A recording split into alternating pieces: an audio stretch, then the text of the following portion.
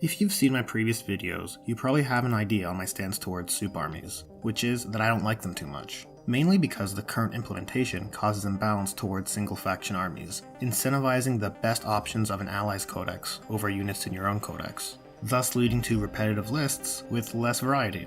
This series is in support of the opposite of that, what I am calling a thematic list. Here's the plan. The lists being constructed are a single faction at its lowest level, meaning no soup. If it's a Blood Angels list, we can't bring another Astartes chapter like Raven Guard to handle artillery. It's all about maximizing the core faction while keeping things as thematic as possible.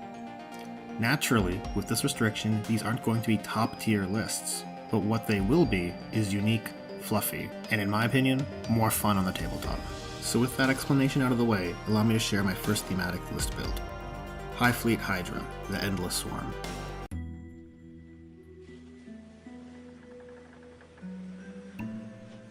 To start with, let's go over what I call the 5 factors of this Tyranid subfaction. These include specific subfaction rules, units, stratagems, relics, and warlord traits. Subfaction rules. So the Hive Fleet adaptation for Hydra is Swarming Instincts. Essentially, reroll all hit rolls in the fight phase when units target units which they outnumber, which is quite fitting. Like most subfaction rules in 8th edition, this speaks to the theme of the subfaction and incentivizes a thematic list / playstyle. It also pairs nicely with one of the faction-wide abilities, Synapse, which will allow those swarms to auto-pass morale tests. Units.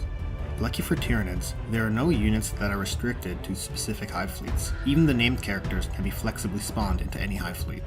Stratagems. Endless Swarm. This one allows you to bring back a unit of infantry for 2 CP after they have died. While it would seem pretty clutch in some instances and downright horrific in others, it has since been FAQ'd to cost reinforcement points, rendering it pretty much useless for match play. Actually, upon thinking about this, something should probably be done about this, since it feels pretty bad to have your unique, exclusive stratagem provide 0 value in match play games. I for one would prefer it to work in a similar way to the Chaos Space Marine stratagem Tide of Traitors post its adjustment, where you can bring back a unit to its full starting strength, but only once per game. Yeah, it'd be pretty gross to bring back a group of Gene Stealers, but honestly, it's pretty gross to bring back a group of cultists too. And as an isolated faction, this wouldn't make Hydra an over-the-top choice, but it would make them have more validity. Side note, if you guys agree, leave a comment below. I'm actually planning on emailing this suggestion into Games Workshop, as they are open to hearing from us, and then I can refer to this video so they can see the community consensus on this suggestion as well. Relics. To be honest, as a Nid fan, the codex offerings here are not all that great when it comes to generic relics, and even a few of the faction relics are pretty meh, including Hydra's. The best thing I can think to put this on would be a Flyrant, but honestly, with it being only 1 damage and Hydra's faction trait incentivizing melee, I don't see this being worthwhile. Warlord traits. Sort of the opposite here when it comes to warlord traits. I like quite a lot of these, and I love the narrative behind Hydra's exclusive warlord trait, Endless Regeneration. Being able to regain wounds at the start of each turn. Not 1 or d3, but roll a d6 for each wound you have lost, and on a 6, you get that wound back.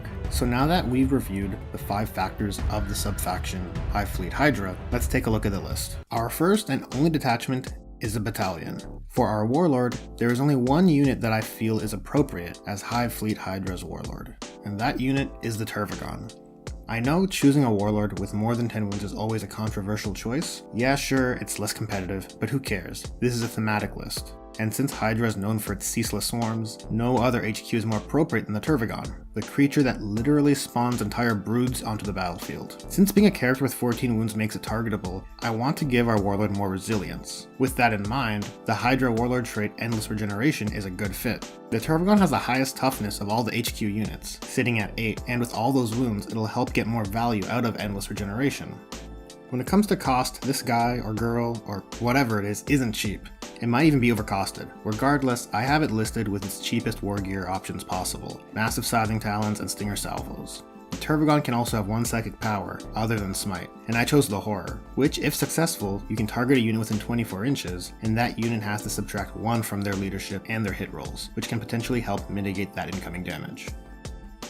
The next HQ required for the battalion is the Neurothrope. This dude is basically here because he's the cheapest HQ possible, coming at 70 points. But more importantly, it provides a second untargetable bubble of Synapse, which I feel is fundamental to maintaining. And it makes sense that a Hydra swarm would have a good coverage of Synapse. With that in mind, this unit's a great choice for that role. Having a 3-up invuln will ensure that it's safe for most character sniping, and if it does take a wound or two, it can heal a wound if it slays a model with Smite. It can know one power other than Smite, and for that power I chose Catalyst, which can give a unit within 18 inches a 5-up ignore wounds. Really, this power is great on anything you want to keep alive, and because our Warlord in the list is targetable, and the Neurothrope can reroll 1s on psychic tests, it makes it that much more reliable. So with our HQs out of the way, let's take a look at the core of this battalion. Taking up our first troop slot is a unit of 30 Termagants, 20 with Flesh Borers, and 10 with Devourers, running 160 points. I like Termagants, and I think they are a thematic choice for Hydra, as they pair well with our Tervigon.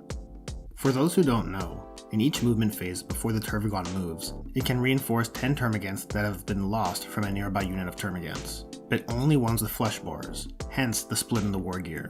Also, being a max fat squad, it gets to reroll wound rolls of 1 when it shoots, and since the Tervigon is nearby, that squad will also be able to reroll hit rolls of 1, which is pretty nifty. The next units to highlight, and filling out our minimum requirements for our battalion, is 2 squads of Hormagaunts, 1 of 30 and 1 of 21, just how the points broke down. These guys are basic with no upgrades, and come in at 150 and 105 points respectively. Similar to the Termagants, if they have over 20 models in the unit, they can reroll wound rolls of 1. And they can reroll all failed hits on units they outnumber because of our Hydra rule. Honestly, best use for these guys is to fight cheap chaff, and once none is left, just try to tie stuff up and get stuck in, which they are good at because of their bounding leap ability, which allows them to pile in and consolidate 6 inches instead of 3. So we filled out our minimum requirement for our troops, but it wouldn't be a proper Hydra list without more troops, but this time it's quality stock. 2 fat squads of Gene Stealers.